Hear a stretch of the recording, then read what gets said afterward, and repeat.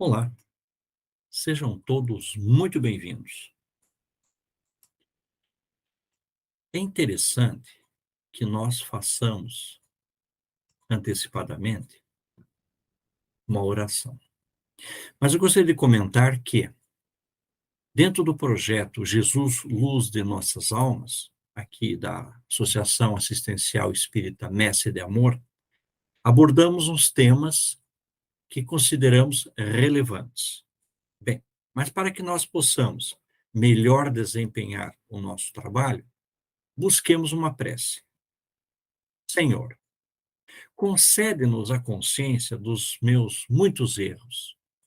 Não me consintas viver iludido a meu próprio respeito.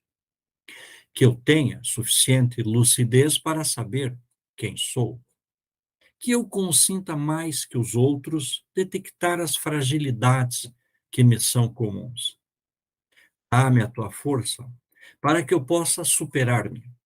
A tua luz para não caminhar nas trevas. A tua paz na luta que me aflige. Que eu seja sempre sincero em meus propósitos e humilde em minhas atitudes, verdadeiro em minhas palavras e fiel aos meus compromissos. Senhor, não me deixes entregue à invigilância e ao assédio do mal. Sê meu abrigo e a minha inspiração. Assim seja. A prece que foi lida e comentada está no livro Vigiai e Orai, na página 201. E é de lá que nós vamos buscar mais elementos para o tema de hoje, que é o perdão das ofensas. Bem, encontramos uma página, Perdão das Ofensas, página 67, no mesmo livro, que diz o seguinte: há muitas maneiras de pedir perdão. Quem se aproxima de ti, sem coragem de nada dizer, está procurando reconciliação. Não exijas dos outros um pedido formal de desculpas. Não tripudies sobre a discreta atitude de humildade de quem reconhece o erro. Para ser esquecida, a ofensa pede que não seja relembrada. Facilita as coisas para quem procura olvidar o passado. Não fiques rememorando as experiências amargas de quem faliu. O perdão genuíno jamais espezinha, incomoda, cutuca. Imagina-te escutando referências constantes sobre as tuas quedas. Então, muda de assunto com um sorriso e perdoa com espontaneidade. Bem, esse começo nos leva ao estudo, aos comentários de o perdão das ofensas. Vamos buscar ajuda no livro Há Flores no Caminho, ditado a Divaldo Pereira Franco pelo espírito Dona Amélia Rodrigues. Encontramos no capítulo 3, intitulado Jesus no Comando, das páginas 18 a 21, um pedaço, um trecho, que nos esclarece bastante, porque se trata de uma orientação de Jesus aos seus discípulos. Então, no original está assim: o bate-papo, as confabulações, as orientações, a conversa íntima, as confabulações íntimas entre Jesus e os discípulos, quando eles, obviamente, terminavam as exaustivas tarefas diuturnas do dia inteiro, né?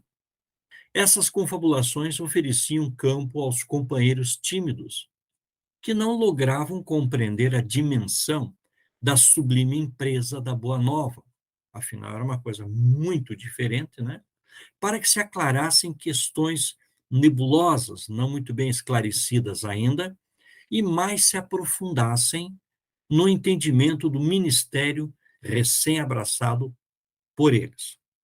Não custa lembrar que eram pessoas simples, na sua maioria. Surpreendidos pela eloquência ímpar da palavra de Jesus, do Mestre, Por mais os discípulos reflexionassem, deixavam-se dominar por interrogações sucessivas, muitas dúvidas, ao mesmo tempo intentando mergulhar nas reminiscências trazidas do mundo espiritual, quando se haviam preparado para o apostolado libertador. Precisamos lembrar que não foram escolhidos aleatoriamente, prepararam-se no mundo espiritual para reencarnarem e assumirem o papel de discípulos de Jesus. E ainda havia dúvidas que precisavam aclarear. Não obstante, no entanto, envoltos pelo escafandro material, o corpo de carne e osso, sentiam-se meio que perdidos, aturdidos, em face dos conceitos novos, audaciosos e especiais que lhes eram apresentados, sem alcançarem o sentido exato e nem a total extensão da revolução patrocinada por Jesus. Queiramos ou não, eram coisas muito diferentes, muito novas e precisavam ser devidamente interiorizadas. Vivendo o mundo do corpo no mundo das paixões, imantados às circunstâncias algo ingratas, não era muito fácil viver naquela época, era-lhes difícil abstrair das lições evangélicas, tirar das lições evangélicas as conotações humanas, as ligações que havia com a sociedade daquela época, as conotações humanas da sociedade em que se encontravam mergulhados, em que se encontravam engajados. Afinal, sabendo, não sabendo, intuindo, não intuindo, eles iriam adiante levar a boa nova. Por isso, permitia-lhes o Senhor os largos colóquios, conversas, interações, a convivência íntima aclaradora de todas as dificuldades que lhes pairavam nos painéis do discernimento. Eram aqueles os momentos da perfeita identificação em que as almas se abriam ao aroma recendente do Rabi em termos de amor e de liberdade, principalmente em termos de explicações. A fala, a alocução do mestre sobre o perdão surpreendera Pedro. Temos que fazer a referência de Mateus, capítulo 17 do Evangelho. Essa fala, essa indagação de Pedro, quando diz assim, devo perdoar 7 vezes, Senhor, como era o costume antigo, mosaico? Não, Pedro, não vos digo 7 vezes, mas 70 vezes 7 vezes. Então, ante essa fala, ante a complexidade da benevolência que nos devemos uns para com os outros, o ponto da necessidade de perdoarmos sempre e sem cessar é que algo ficou um tanto no ar. E, naturalmente, os companheiros, os discípulos, tiveram reações diferentes, cada um de acordo com a própria estrutura temperamental. É aí o momento em que um deles vai se aproximar. Mas vejam, esse perdão indistinto colhia-os inesperadamente, porque, desde que, obviamente, habituados à dureza do mosaísmo, lembra? Olho por olho, dente por dente. Eles se defrontavam com o problema da íntima dulcificação, como consequência à compreensão das faltas alheias. Reconheçamos que, se há 2000 ou mais anos era difícil, imaginemos agora ainda a dificuldade de perdoarmos indistintamente, compreendermos as faltas alheias. Pois bem, essas horas, pós o trabalho diário, as horas que se seguiram, foram preenchidas pelas reflexões, mesmo depois que o grande povo, o poviléu, se espalhou, retornando aos deveres habituais. As pessoas que estavam em volta ou à volta de Jesus e seus discípulos. Ali era o momento deles, então, dialogarem. Pois é. Então, assim, quando o amigo se apresentava em meditação, na casa generosa em que se acolhia, João, o jovem discípulo, acercou-se de Jesus, acercou-se do mestre e, sem mais demora, sem mais delongas, expôs ao divino benfeitor as inquietações que o perturbavam. Mestre, como é que é, mestre? João narrou as dificuldades que sentia para perdoar totalmente aos perseguidores. e comentou a inevitável emoção de que se via possuído pela mágoa quando ofendido. Coisa natural lá, coisa natural cá.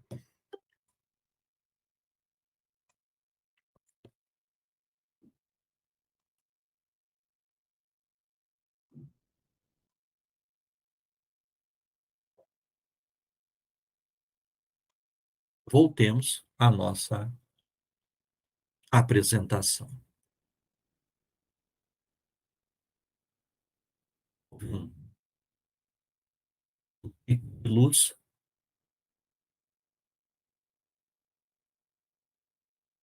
e nós agora prosseguimos normalmente. Ora, a dificuldade de João é uma dificuldade normal de todos nós. E vamos sentir que na fala de João havia honestidade e interesse naquele jovem aprendiz, desejoso de receber ajuda no problema que o aturdia.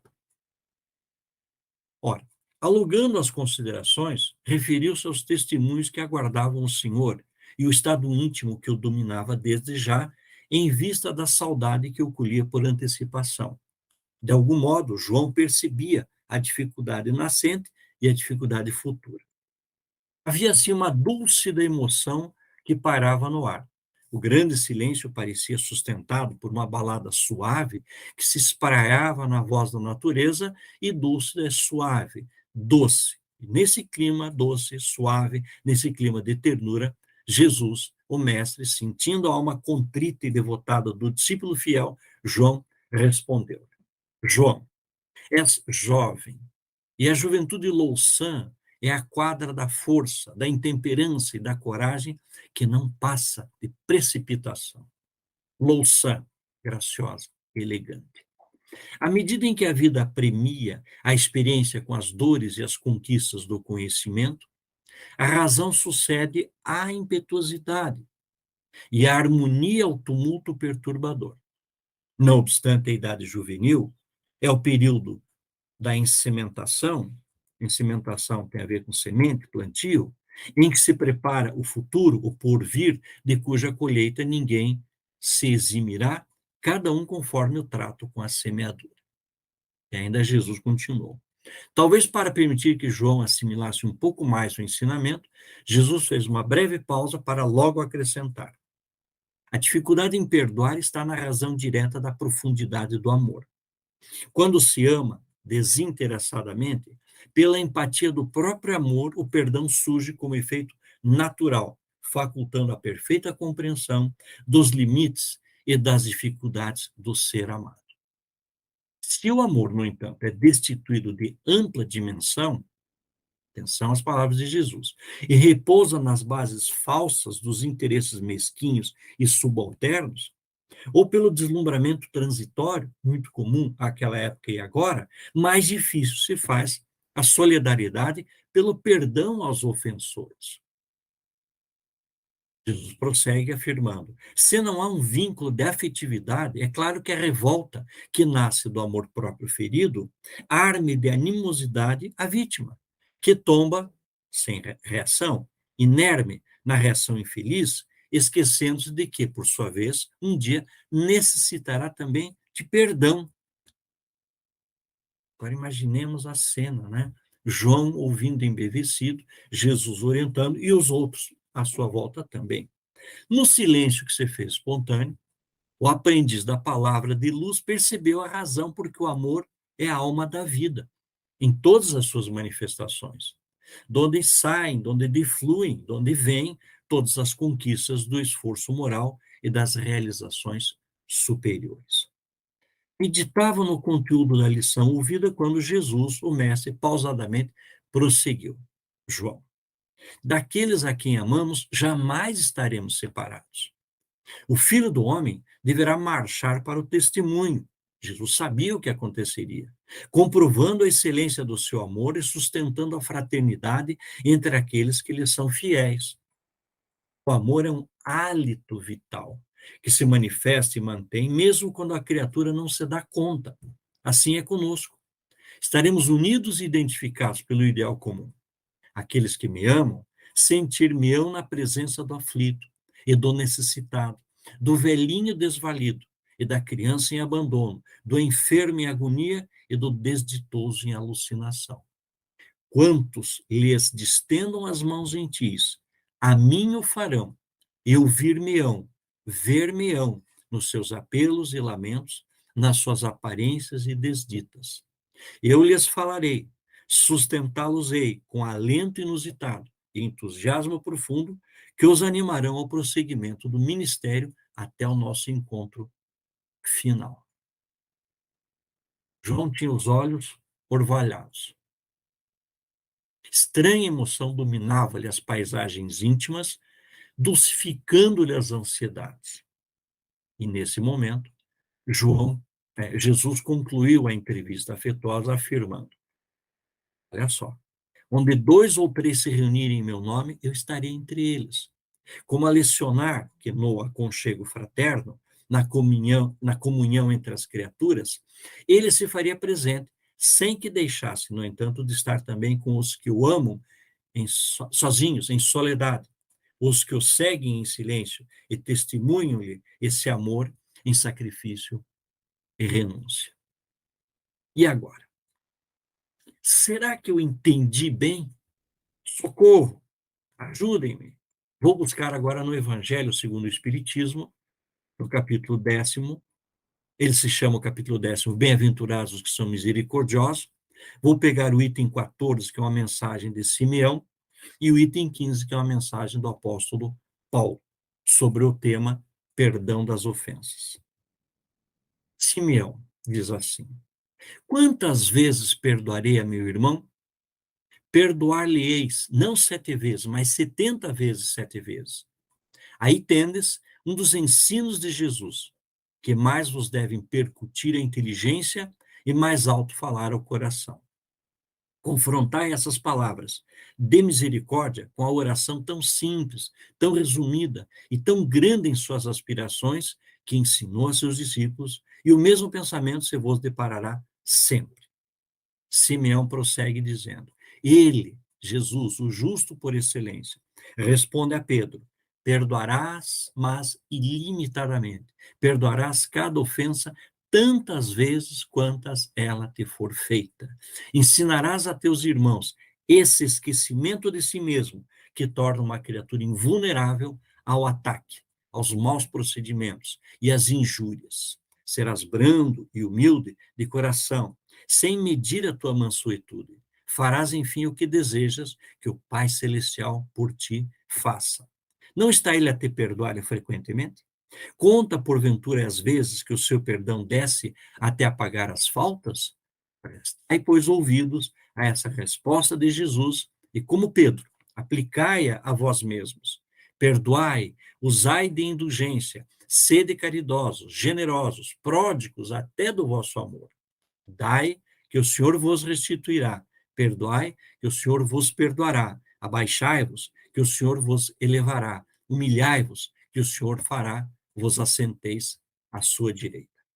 Ide, meus bem-amados, estudai e comentai estas palavras que vos dirijo da parte daquele que do alto dos esplendores celestes vos tem sempre sob as suas vistas e prossegue com amor na tarefa ingrata, a que deu começo faz 18 séculos. Pausa. Quando a mensagem foi escrita, a mensagem tinha vindo, né, há 18 séculos. Hoje seriam mais de 20 séculos. Perdoai os vossos irmãos, como precisais que eles vos perdoem. Se seus atos pessoalmente vos prejudicaram, mais um motivo aí tendes para seres indulgentes. Porquanto o mérito do perdão é proporcionado à gravidade do mal. Nenhum merecimento teríeis em relevar os agravos dos vossos irmãos, desde que não passassem de simples arranhões? Não. Espíritas, olha a mensagem. Jamais vos esqueçais de que, tanto por palavras como por atos, o perdão das injúrias não deve ser um termo vão, pois que vos dizeis espíritas, sede-o, ouvidai o mal que vos hajam feito, e não penseis senão em uma coisa, no bem que podeis fazer. Aquele que enveredou por esse caminho não tem que se afastar daí, ainda que por pensamento, uma vez que sois responsáveis pelos vossos pensamentos, os quais todos Deus conhece. Cuidai, portanto, de os tirar, de os expungir de todo sentimento de rancor. Deus sabe o que demora no fundo do coração de cada um de seus filhos. Feliz, pois, daquele que pode todas as noites adormecer, dizendo: nada tenho contra meu próximo. Mensagem ditada por Simeão na cidade de Bordeaux, em 1862. E o apóstolo Paulo, que tem ele a dizer? Ele diz assim: olha, minha gente, perdoar aos inimigos é pedir perdão para si próprio. Perdoar aos amigos é dar-lhes uma prova de amizade. Perdoar as ofensas é mostrar-se melhor do que era. Perdoai, pois, meus amigos, a fim de que Deus vos perdoe. Porque, se fordes duros, exigentes, inflexíveis, se usardes de rigor até por uma ofensa leve, como querereis que Deus vos esqueça de que cada dia maior necessidade tendes de indulgência? Ai daquele que diz: nunca perdoarei, pois pronuncia a sua própria condenação. Quem sabe, aliás, se, descendo ao fundo de vós mesmos, não reconhecereis que fostes o agressor? Quem sabe se nessa luta que começa por uma alfinetada e acaba por uma ruptura, não fostes quem atirou o primeiro golpe? Se vos não escapou alguma palavra injuriosa, se não procedestes com toda a moderação necessária? Sem dúvida, o vosso adversário andou mal em se mostrar excessivamente suscetível, razão demais para seres indulgentes e para não vos tornardes merecedores da invectiva que lhe lançastes. Admitamos que, em dada circunstância, fostes realmente ofendido. Quem dirá que não envenenastes as coisas por meio de represálias e que não fizestes degenerasse em querela grave, o que houvera podido cair facilmente no ouvido? Se de vós dependia impedir as consequências do fato e não as impedisseis, sois culpados. Admitamos, finalmente, que de nenhuma censura vos reconheceis merecedoras. Mostrai-vos clementes e com isso só fareis que o vosso mérito cresça. Mas, o alerta de Paulo, há duas maneiras bem diferentes de perdoar. Há o perdão dos lábios e o perdão do coração. Muitas pessoas dizem, com referência ao seu adversário: eu lhe perdoo, mas interiormente alegram-se com o mal que lhe advém, comentando que lhe tem o que merece. Quantos não dizem: perdoo, e acrescentam: mas não me reconciliarei nunca, não quero tornar a vê-lo em toda a minha vida. Será esse o perdão segundo o Evangelho? Não. O perdão verdadeiro, o perdão cristão, é aquele que lança um véu sobre o passado. Esse é o único que você será levado em conta, visto que Deus não se satisfaz com as aparências. Ele sonda o recesso do coração e os mais secretos pensamentos. Ninguém se lhe impõe por meio de vãs palavras e de simulacros, simulações, enganações. Não. O esquecimento completo e absoluto das ofensas é peculiar às grandes almas. O rancor é sempre sinal de baixeza e de inferioridade. Não olvideis que o verdadeiro perdão se reconhece muito mais pelos atos do que pelas palavras. Mensagem que o apóstolo Paulo ditou em Lyon, em 1861. Se nós conseguimos pegar um tanto, pegar um quanto, nós conseguimos ter uma noção de como agir, está na hora então de nós orarmos. Seja o que for que pensais na prece, crede que obterei, que o obtereis, e concedido vos será o que pedirdes. Está em Marcos, capítulo 11, versículo 24. Então, peçamos oportunidades de perdoar, seja lá a quem for. No livro Alvorada Cristã, ditada pelo espírito Neolúcio a Francisco Cândido Xavier, encontramos uma oração. Mestre amado, aceita-nos o coração em teu serviço. E, Senhor, não nos deixes sem a tua lição. Ensina-nos a obedecer na extensão do bem, para que saibamos administrar para a glória da vida. Corrige-nos o entusiasmo, a fim de que a paixão inferior não nos destrua. Modera-nos a alegria, afastando-nos do prazer vicioso. Retifica-nos o descanso, para que a ociosidade não nos domine. Auxilia-nos a gastar o tesouro das horas, distanciando-nos das trevas do dia perdido. Inspira-nos a coragem, sustando-nos a queda nos perigos da precipitação. Orienta-nos à defesa do bem, do direito e da justiça, a fim de que não nos convertamos em simples joguetes da maldade e da indisciplina. Dirige-nos os impulsos, para que a nossa força não seja mobilizada pelo mal. Ilumina-nos o entendimento, de modo a nos curvarmos felizes ante as sugestões da experiência e da sabedoria, a fim de que a humildade nos preserve contra as sombras do orgulho. Senhor Jesus, nosso valoroso Mestre, ajuda-nos a estar contigo tanto quanto estás conosco. Assim seja. Os livros que foram utilizados, e espero que todos fiquem muito bem. Muito obrigado.